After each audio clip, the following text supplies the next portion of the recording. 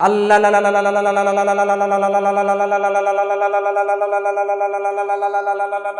এইভাবে যতক্ষণ নিঃশ্বাস রাখতে পারো রেখে এমন করে উঠবে।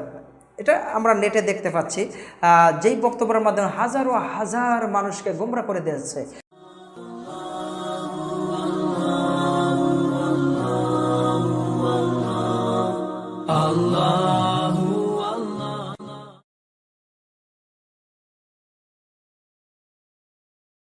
কবরে মুনকার নাকির তাড়ানোর কোনো জিকির আছে কি? জি ভাই, কবরের মুনকার নাকির তাড়ানোর জিকির আছে, এই মর্মে কোরআন এবং সহিহ সুন্নাহয় ডিটেলস কিছু জানা যায় না। তবে হ্যাঁ, যদি আমরা আমাদের এই জাগতিক জীবনে কোরআন এবং সহিহ সুন্নাহ অনুযায়ী আমাদের জীবনটা পরিচালনা করে থাকি, তাহলে পারে আল্লাহ পাক রব্বুল আলামিন আমাদেরকে মুনকার নাকির এসে যে প্রশ্ন করবে তিনটি, মান রব্বুকা ওমা দীনুকা ওমান হাদার রাজুল আল্লাযী বুইসা ফীকুম, এই তিনটি প্রশ্ন যে করবে কবরে এসে, সকলের জন্য করবে, এটাই ঠিক। তো এই তিনটি প্রশ্নের উত্তর আমরা দুনিয়ার থেকে যদি কাজ করে যাই এই তিনটির উপরে, যে মান রব্বুকা, তোমার রব কে? আমরা তো বলি যে রব্বি আল্লাহ। রব্বি আল্লাহ বলাটা একজন মানুষের মুখে তখনই শোভা পাবে যখন সে আল্লাহর বিধিবিধানগুলো পালন করে চলেছে, আল্লাহর আনুগত্য করে গিয়েছে। 2 নম্বর যে প্রশ্ন করবে মান দীনুকা, তোমার দিন কি ছিল? আমরা যদি we are follow the peaceful religion of Islam, আমরা যদি শান্তির ধর্ম, নাজাতের ধর্ম, মুক্তির ধর্ম, আল্লাহ মনোনীত, আল্লাহ সিলেক্টেড রিলিজিয়ন যদি আমরা পালন করে থাকি, ইস কল্ড ইসলাম।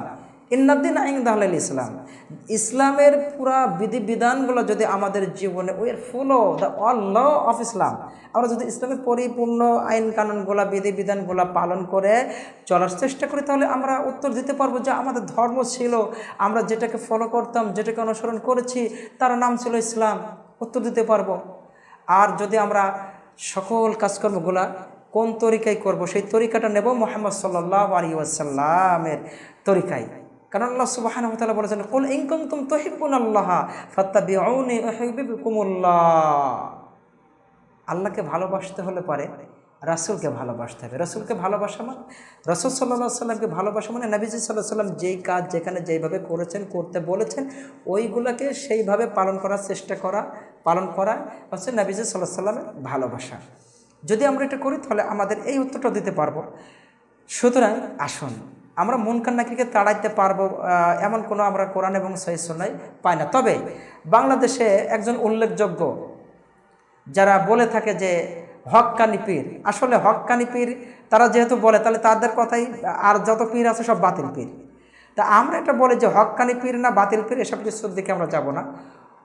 তাদের একটা বক্তব্য আছে নেটে এই বিষয়ে যে কবরে যদি মুনকার নাকিরকে তাড়াইতে চাও, কবরে মুনকার নাকিরকে তাড়াই দিতে হলে পারে আমার বাবা হুজুর যে একটি সিলসিলা তৈরি করে দিয়েছে, 126 লতিফার একটা সিলসিলা, তার মধ্যে একটা আছে যে যদি এইভাবে জিকির করো, কি আল্লাহ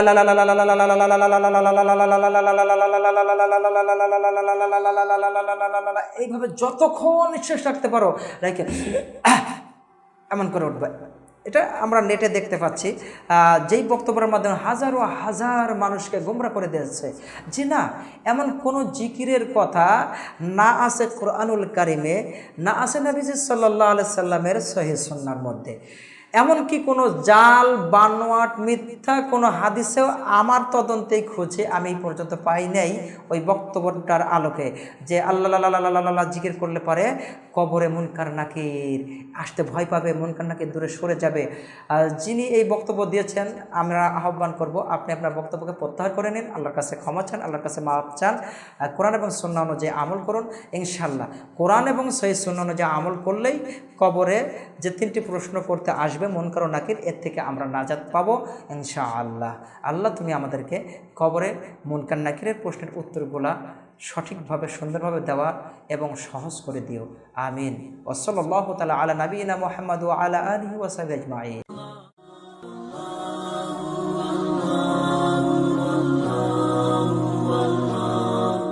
আল্লাহু